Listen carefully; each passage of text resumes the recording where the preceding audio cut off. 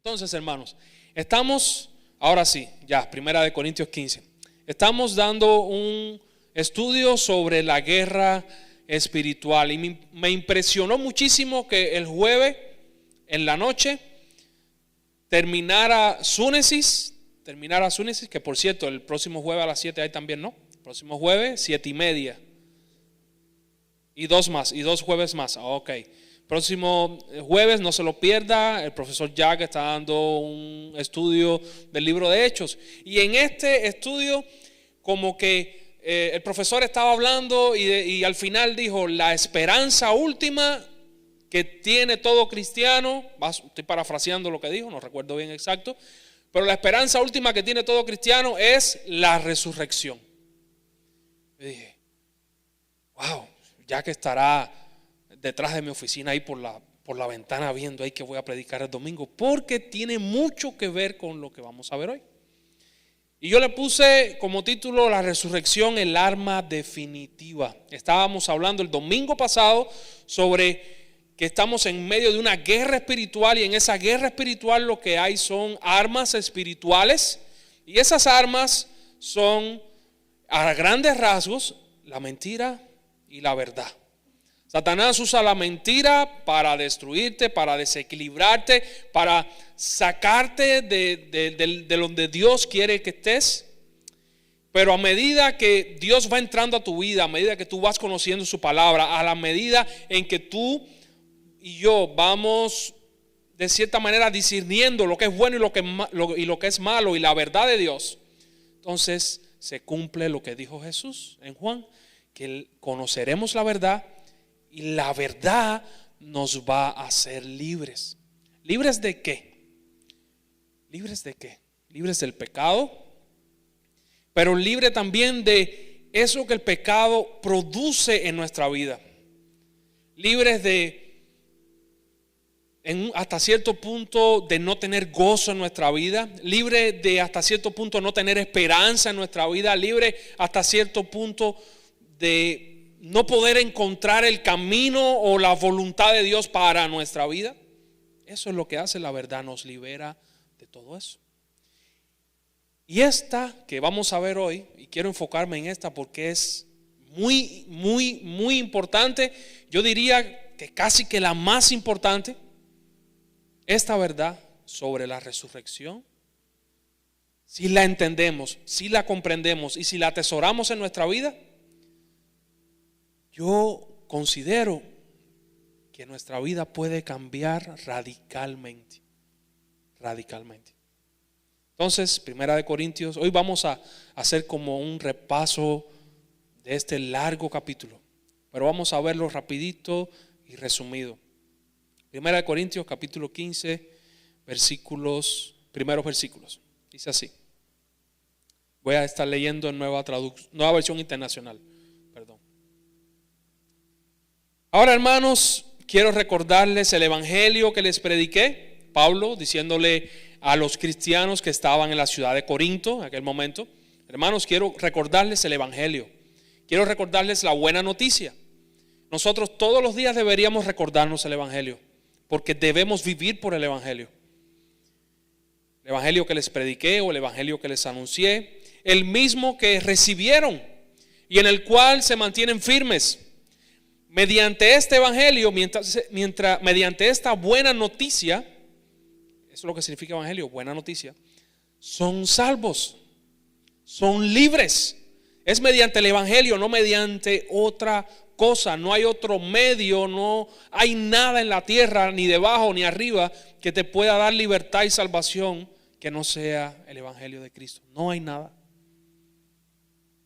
Si lo crees, entonces si permanecemos, somos salvos.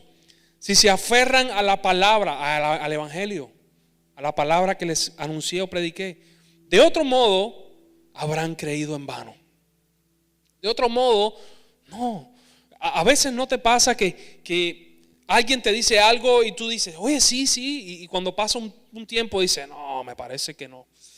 Y empiezas a tener duda y después de la duda empiezas como a dejar eso. A eso es a lo que se está refiriendo Pablo aquí.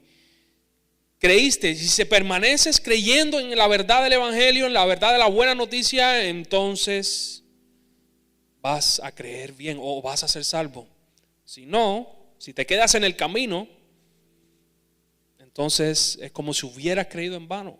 No sirvió de nada. Porque ante todo le transmití lo que yo mismo recibí, dice la palabra de Dios. Pablo diciéndole, yo les voy a transmitir o les dije lo que yo también recibí. Que Cristo murió por nuestros pecados. ¿Qué significa pecado? Es algo demasiado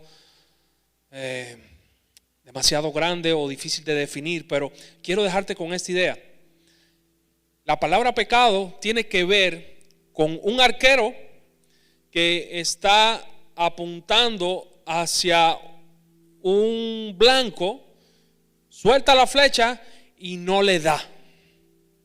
Y en un sentido, pecado tiene que ver con eso, porque de cierta manera a ti y a mí Dios nos ha creado, a cada uno nos ha creado, altos, chiquitos, con todo, nuestras virtudes, gordito, flaquito. Dios nos ha creado, pero nos ha creado con un propósito específico a cada uno, y ese propósito específico a cada uno lo lleva a vivir para la gloria de Él, para la gloria de Dios.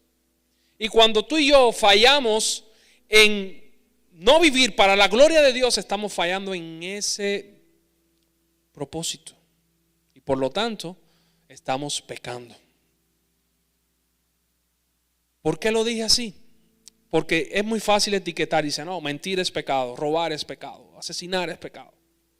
Pero cuando nosotros, si englobamos más nuestra concepción de pecado o nuestro concepto del pecado, en el sentido de que si entendemos que cuando no vivimos para la gloria de Dios, ya estamos fallando, entonces como que eso se va a ampliar en nuestra vida. Pero el Evangelio no queda ahí, porque el Evangelio es buena noticia, no mala noticia. Dice la palabra de Dios, o Pablo hablando a los Corintios, Cristo murió por tus y por mis pecados. Él pagó para que no fuéramos condenados. Y resucitó al tercer día para darnos ejemplo también de lo que nos va a suceder a nosotros si creemos en Jesús. Es muy interesante que Pablo dice conforme a las Escrituras, porque ya lo que Jesús iba a hacer estaba profetizado desde hace siglos en la palabra. No fue que en ese momento a él se le ocurrió, voy a hacer este plan a ver si funciona. No, ya estaba ya predestinado de cierta manera para eso. Mis hermanos, la resurrección de Jesucristo es lo que hace único al cristianismo. Y no estoy hablando de un cuento, no estoy hablando de una fábula. Estoy hablando de que si verdaderamente Cristo resucitó e históricamente Cristo resucitó, entonces hay que considerar seriamente tener el cristianismo en cuenta. Y toda la evidencia apunta a que verdaderamente Jesucristo resucitó. Y este es un hecho con lo que muchos que no han creído, intentando refutarlo, se han convertido. Por ejemplo, no sé si han escuchado de Lee Strobel. Era un periodista por supuesto, de un periódico, y su esposa comienza a ir a la iglesia, y él era ateo. Y en ese momento él empezó a ir a la iglesia, y cuando iba a la iglesia él decía, no soporto esto, es una farsa, mira cómo engañan a la gente. Tenía un compañero que era cristiano, y ese compañero le dijo, ¿sabes qué? Investiga la resurrección de Jesús. Si hay algo que es un pilar en el cristianismo, es la resurrección de Cristo. Si tú logras destruir ese argumento, si tú logras comprobar que verdaderamente Cristo no resucitó, ya la tienes hecha. Todo el cristianismo se cae, es una mentira. Entonces este hombre empezó a investigar y hizo un libro que se llama, y hay una película también, se llama así, El caso de Cristo. Se la recomiendo si no la han visto. Él empezó a investigar no para probar que el cristianismo era verdadero, empezó a investigar para probar que el cristianismo era una farsa. y los argumentos o la evidencia palpable e histórica y de todo tipo lo llegó a la conclusión de que ciertamente Jesús había resucitado. Empezó desde un punto ateo. Francis Collins es el padre del proyecto del genoma humano. Fue uno de los fundadores de ese proyecto y él empezó a investigar también el cristianismo desde una posición agnóstica. ¿Qué quiere decir eso? Que él creía que a lo mejor podía haber algo, pero no estaba seguro de qué cosa era. Estudiando la evidencia, se dio cuenta que toda la evidencia apuntaba a que Cristo había resucitado. Josh McDowell es otro que a lo mejor han oído hablar mucho de él, que igual empezó como ateo, intentando refutar el cristianismo. Este nombre no lo sé pronunciar bien. Nabil Qureshi. Era joven, murió joven. Este fue uno que era escéptico, pero era musulmán. Y desde el islamismo empezó a investigar porque él quería reforzar su fe en el Islam. Hizo un libro que se llama Seeking Allah, Finding Jesus, buscando a Alá, encontrar a Jesús. El libro está súper genial. No sé cómo Dios le dio la vuelta para empezar por intentar apropiarse. Sí, el Islam es verdadero, y llegó a Jesús. Otro hombre, Warner Wallace, no es el de la película de Mel Gibson. Este hombre es verdadero. Era un autor, era un investigador. Igual empezó a investigar desde el punto de vista para refutar el cristianismo y se topó con la piedra de la resurrección.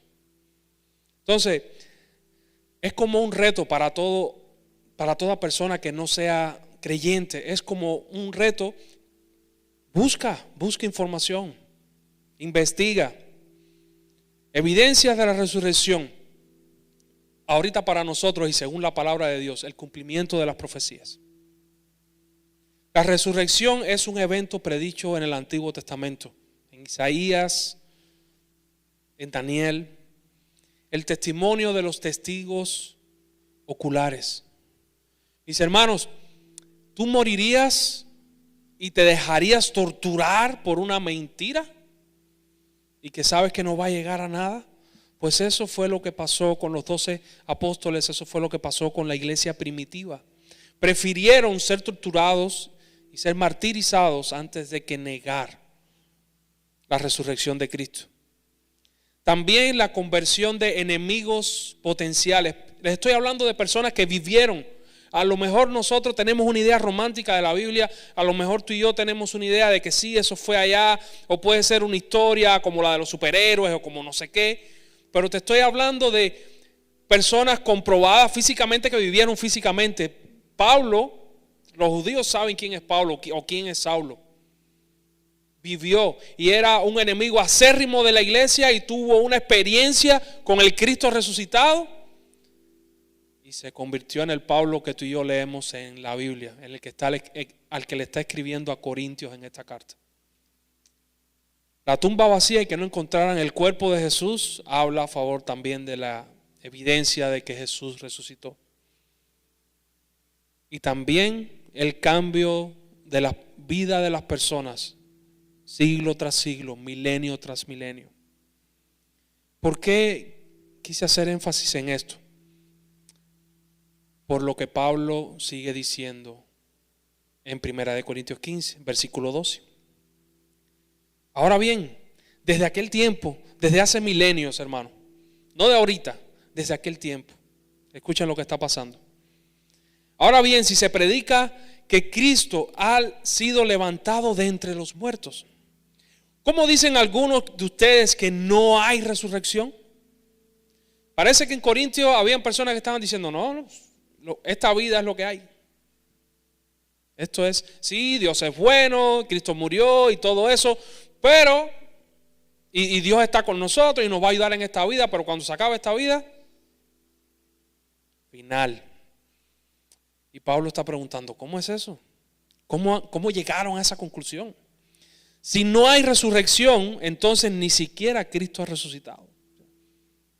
Si no hay resurrección de la muerte, Cristo no resucitó. Y si Cristo no ha resucitado, nuestra predicación, dice Pablo, no sirve para nada, como tampoco la fe de ustedes. Versículo 16. Porque si los muertos no resucitan, tampoco Cristo ha resucitado. Lo mismo. Y si Cristo no ha resucitado, la fe de ustedes es una ilusión. Y todavía estamos en nuestros pecados y estamos condenados. En ese caso también están perdidos los que murieron en Cristo. Si la esperanza que tenemos en Cristo solo fuera para esta vida, seríamos los más desdichados de todos los mortales. En otra versión dice, somos de todos los hombres los más dignos de lástima. Mis hermanos, si Cristo no resucita, o sea, el problema no empezó por si Cristo resucitó o no, sino si por los muertos resucitaban o no. Y eso es una esperanza del Evangelio. Eso es parte de la buena noticia. Si los muertos no resucitan, Cristo tampoco nos resucitó. Y si Cristo no resucitó, ¿qué hacemos tú y yo aquí? Estamos perdiendo el tiempo. Es el argumento, no es el argumento mío, es el argumento de Pablo. Pablo está diciendo, si no hay resurrección, lo que hace, la predicación no sirve para nada, la fe no sirve para nada, lo que estamos haciendo no sirve para nada. De hecho, estamos siendo mentirosos porque estamos diciendo que hay algo y estamos engañando a la gente porque hay algo que verdaderamente no hay, no existe. Y es por eso que Pablo dice, si solo tenemos a Cristo en esta vida, si solo esperamos en Cristo en esta vida, oye, somos los más dignos de lástima. Versículo 32 dice Pablo, si no hay resurrección, comamos y bebamos, porque mañana vamos a morir. ¿Cuál es el punto de Pablo? Mis hermanos, si no hay resurrección, ¿cuál es tu promesa? ¿Por qué llegaste a Cristo? ¿Por qué llegaste al Evangelio? ¿Cuál es? ¿Cuál es tu esperanza? Porque si tu esperanza no radica en la resurrección, si tu esperanza solamente radica en que acepté a Cristo para que me vaya bien en esta vida, para que me ayude con mi familia, para tener buena finanza, para que para que cumpla mis deseos, mis hermanos, Pablo dice que somos dignos de lástima cuando pensamos así. Porque si no hay resurrección o si tu esperanza no está ahí, ¿para qué venimos? ¿Para qué perdemos el tiempo? ¿Por qué no mejor hacer lo que nosotros querramos? ¿Por qué no mejor no abstenernos de los deseos que batallan contra el alma, como vimos el domingo pasado? Si Cristo no resucitó, si los muertos no resucitan, comamos y bebamos o vivir la vida loca, como dice una canción. Esta es una predicación que si se toma un corto es peligroso. No quiero que te quedes con una pequeña porción de ella, porque si no vas a salir de aquí. Pero piensa en eso. Piensa en eso. Si no hay resurrección, estamos perdiendo el tiempo. Usted está perdiendo el tiempo. Y yo también. Y estamos siendo engañados. Pero,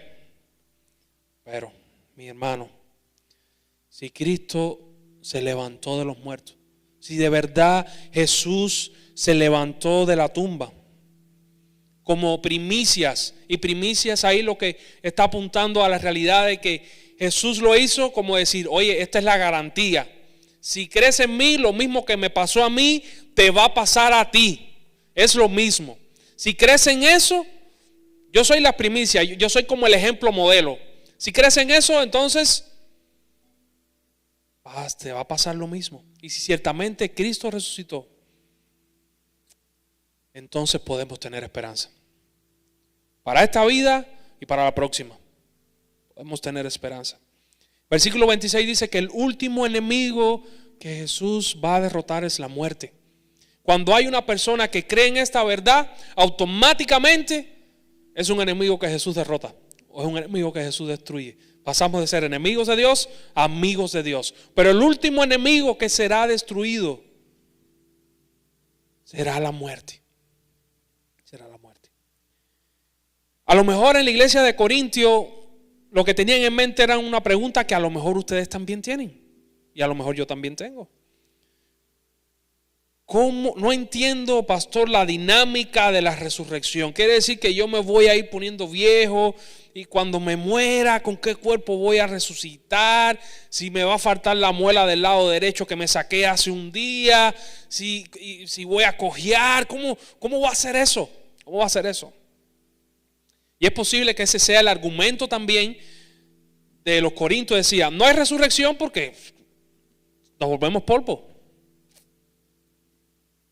Pablo dice en el versículo 35, tal vez alguien se pregunte cómo resucitarán de los muertos, con qué clase de cuerpo vendrán. Versículo 36, es Pablo el que está hablando. Dice, qué tontería, lo que tú siembras no cobra vida a menos que muera. Es como a lo mejor si preguntáramos, oye, ¿en el cielo va a haber chile y carnita asada? ¿Va a haber para? No sé, yo espero que sí, pero no sé. En ese sentido no podemos pensar más allá de lo que dice la palabra del Señor.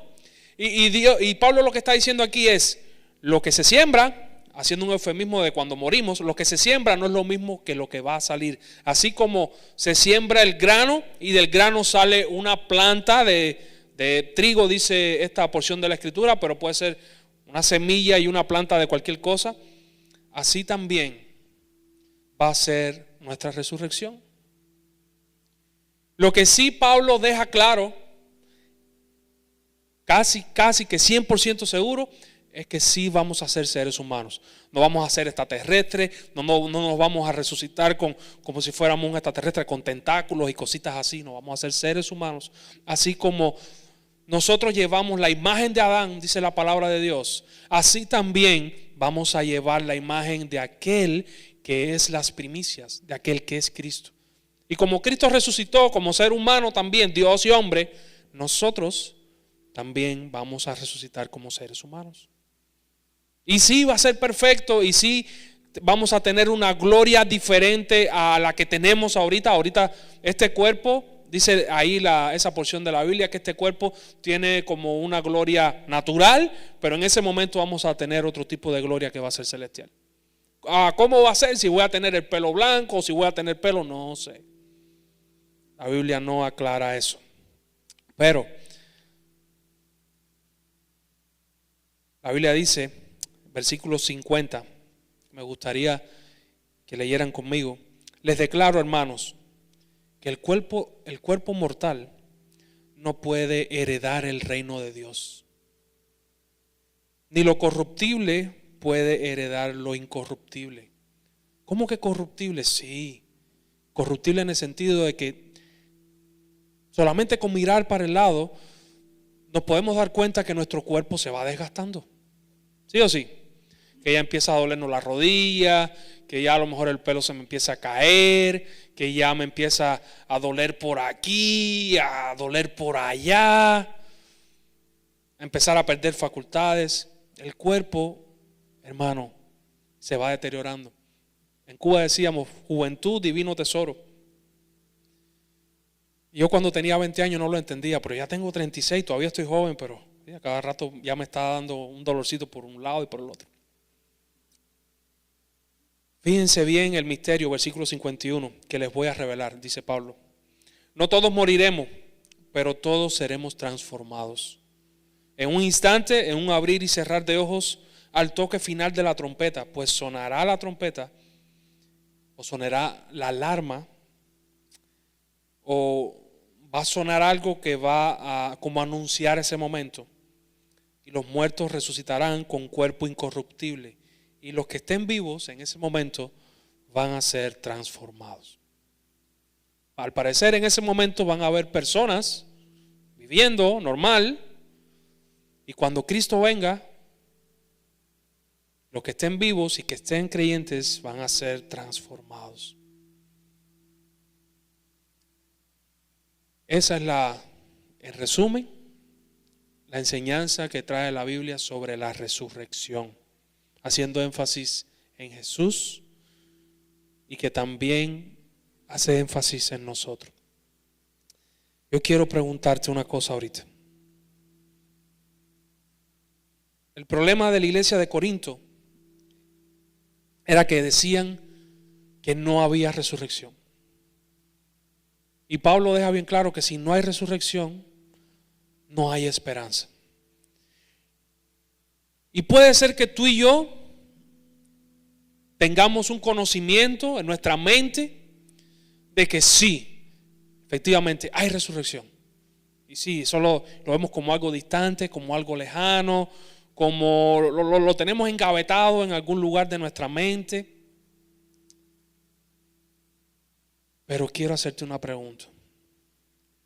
¿Cómo sería nuestra vida si en serio tomáramos esta verdad en nuestro corazón y viviéramos conforme a esta verdad?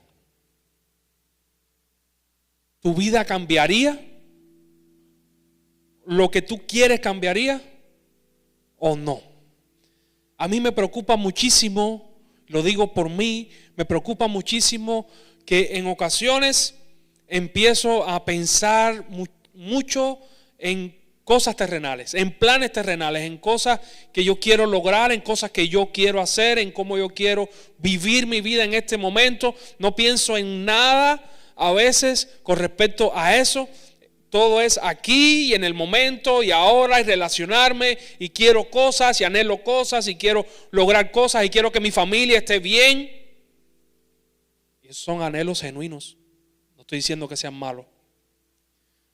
Pero mi hermano y mi hermana, amigo y amiga que estás aquí, ¿has pensado o piensas regularmente y vives tu vida pensando en la eternidad?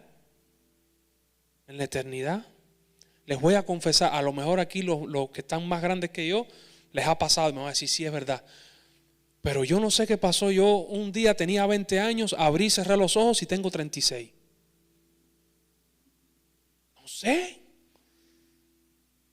De pronto voy a subir las escaleras los otros días y cuando hago así, que pongo una escalera, la rodilla me hace ¡plá! Y yo, ¿esto qué cosa es? Y tengo 36 años. ¿Te ha pasado a ti que el tiempo se te va volando? Ojo, y aguas, los que tienen 20 ahorita, que se están riendo, y sí, ríense, pero van para ahí. Van para ahí. Y yo voy para los que ya están más grandes también. El tiempo va a pasar y está pasando, está corriendo. Nos vamos poniendo viejos o nos vamos poniendo grandes. Mis hermanos, ¿cómo estás viviendo tu vida? ¿Estás de verdad pensando en la eternidad? Sí, te voy a decir algo. Si yo pensara más en la eternidad y más en esta verdad, yo tuviera más tranquilidad en mi vida. En un sentido que las cosas que vinieran y para intentar desestabilizarme no me van a mover el piso porque yo sé para dónde voy. Yo sé para dónde voy. Cuando era pequeño, volviendo a Cuba, cuando éramos pequeños, habían tiempos y momentos en el que nosotros, mi familia decía, vamos a un viaje a la playa. Bien padre, qué rico. Esa semana yo no dormía, preparando y pensando, y cuando llegue a la playa, así, qué bien. Cuando nos montábamos, hubo una ocasión que nos montamos en un auto y cuando íbamos de camino a la playa, el auto se rompe, truena una llanta, no sé si lo dije bien, creo que sí, truena una llanta y en ese momento yo era pequeño, a mí no me importaba la llanta, yo lo que quería era llegar a la playa. Y mi papá, por cierto, era un auto de un amigo que nos llevaba, nos hacía el favor. Y mi papá y mi mamá, ¿y ahora qué vamos a hacer? Y yo no sabía lo que iban a hacer, yo lo que quería era llegar a la playa. Yo tenía el destino claro. Y cuando llegábamos a la playa antes de entrar, teníamos que estar en una casa que no tenía aire acondicionado, aproximadamente 38, 39 grados de calor. Ustedes dicen, pero eso no es tanto, es un clima húmedo. Sí, se siente también fuertecito. No como aquí, por supuesto, pero se siente. Pero a mí no me interesaba eso. A mí lo que me interesaba era ir a la playa. Ya la tenía ahí. Y mis hermanos, si tú y yo vivimos teniendo en cuenta para dónde vamos y la esperanza a la que estamos llamados, Oye, puede ser que un día te truene una llanta, puede ser que un día pases una situación súper difícil. Pero si tú estás viviendo tu vida esperando que llegue ese momento, que va a ser un momento bueno, ¿cómo cambiaría tu enfoque? ¿Cómo cambiaría tu enfoque de tratar con la gente?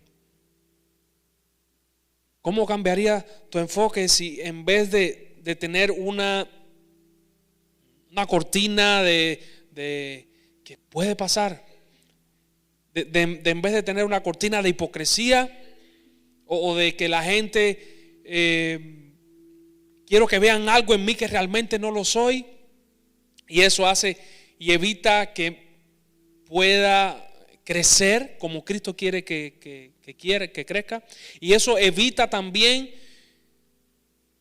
que podamos ser de bendición para otros. En Cuba había un dicho que decía: candil de la calle, oscuridad de la casa. No sé si aquí habrá alguno parecido. ¿El mismo? Oh, qué bien. Qué bien. Mi hermano, ¿cómo cambiaría nuestra manera de relacionarnos con la gente? Con mi esposa o con su esposa, su esposo o con mi hijo o con la familia. ¿Cómo cambiaría si nosotros tuviéramos en cuenta que estamos aquí prestados? Estamos prestados. ¿Cómo cambiaría nuestra manera de no solo de relacionarnos con la gente, sino de relacionarnos con Dios? De buscar a Dios. Porque se supone, la resurrección y ese momento va a ser para entrar en una relación eterna con Dios. Y Jesús está diciendo en el Evangelio de Juan que la vida eterna es conocer al Padre y conocer al Hijo al cual Él ha enviado. ¿Nos vamos a pasar la eternidad haciendo eso? ¿Qué hacemos aquí ahorita? ¿Nos conformamos con venir el domingo? ¿Cantar 4 canciones? ¿Oír el predicador? Y cuando salimos, ya, cumplí. ¿Estás tomando en serio la resurrección de Jesús? Yo no sé tú, yo le hago caso a aquel que resucitó por mí, aquel que hay evidencia. Y les digo, el cristianismo y la ciencia no tienen que estar en batalla. Porque si el cristianismo es verdadero, la cosmovisión real de la vida, de cómo son las cosas, entonces las verdades que habla la palabra de Dios también están acorde a lo que la ciencia revela. A veces no a sus interpretaciones, a las interpretaciones que hacen los hombres, pero sí a los hechos. Hermano, si tú tienes en cuenta esta enseñanza de la resurrección, ¿cómo cambiaría tu vida en áreas de servir? ¿Cómo cambiaría tu vida en el enfoque de lo que Dios quiere que tú hagas? ¿Tú te sientes bien contigo mismo? ¿Tú crees que verdaderamente, no te estoy juzgando, solo te estoy preguntando para que tú mismo medites como yo medito? ¿Tú crees que estás llevando una vida que tiene en cuenta tiene en cuenta esta enseñanza de que Cristo resucitó? ¿O estás viviendo tu vida como tú quieres? Mis hermanos, ¿cómo cambiaría nuestro enfoque por alcanzar o por anunciar el Evangelio, la buena noticia?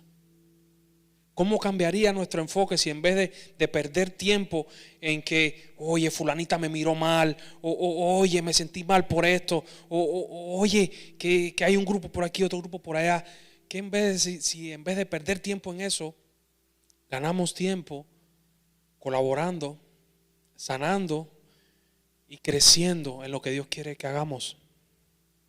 ¿Qué tal si vivimos a la luz de verdad de que Jesús resucitó? de que no lo tenemos como una idea intelectual, sino como una idea real y vivimos amando a la gente? A todos. ¿Qué tal si damos chance a no ser perfecto? ¿Qué tal si damos chance a no ser perfecto? A no ser perfecto en el sentido de que tengo que llegar a la iglesia y tengo que dar una imagen de perfección, una imagen de que sí, todo está bien. Si me preguntan, en victoria, amén, gloria a Dios, y mi vida se está derrumbando. ¿Qué tal si a la luz de la resurrección o a la luz de esta verdad nos damos chance oye, sabes que me siento mal, me siento terrible, hice tal cosa o estoy luchando con esto? Ayúdame. ¿Qué tal si somos una comunidad que nos apoyemos unos a otros de verdad? De verdad. ¿Qué tal si podemos crecer en eso? Dice la palabra de Dios. Estas son las exhortaciones finales de Pablo. Dice así: no se dejen engañar. Las malas compañías corrompen las buenas costumbres. Por eso no me reúno con el pastor. Vuelvan a su sano juicio como conviene. Y dejen de pecar, dejen de vivir en despropósito. ¿Sabes por qué Dios se interesa tanto en que tú alinees tu propósito con su propósito? Porque si lo que Él dice es verdad también, el único propósito que te va a dar a ti satisfacción de verdad es el que Él ha designado para tu vida. Tu corazón tiene un hueco, un hoyo del tamaño de Dios y solo Dios puede llenarlo. Y puede ser que intentes llenarlo con sexo, con droga, con dominio, con control, con tener, no sé. Puede ser que intentes llenarlo con algo, pero solo va a ser llenado con Dios. Yo te lo aseguro. Vuelvan a su sano juicio como conviene y dejen de pecar o de vivir en despropósito. En efecto, hay algunos de ustedes que no tienen conocimiento de Dios. Para vergüenza los digo, dice Pablo. Mi hermano, ¿a qué te estoy invitando? Primero, si crees en la resurrección de Cristo, aférrate a esa creencia, a esa verdad, y vive esa verdad. Vive esa verdad. Y vívela de tal manera que cambie tu vida. Ahora, si no crees en eso, y pueden haber personas que no creen, y ok, no vamos a quemarlo en la hoguera por eso. Puede ser personas que no crean. Si no crees, yo te reto, sinceramente, a que busques evidencia. Hasta ahora no ha perdido una batalla. Si sinceramente tú te acercas a buscar evidencia, a estudiar, yo quiero saber si de verdad Jesús existió, yo quiero saber si en verdad lo que dice la Biblia, si es confiable o no es confiable, yo quiero saber si aparte de la Biblia hay fuera de la Biblia otros escritores que hablan de Jesús y hablan de sus discípulos, a ver si fue histórico, si de verdad resucitó.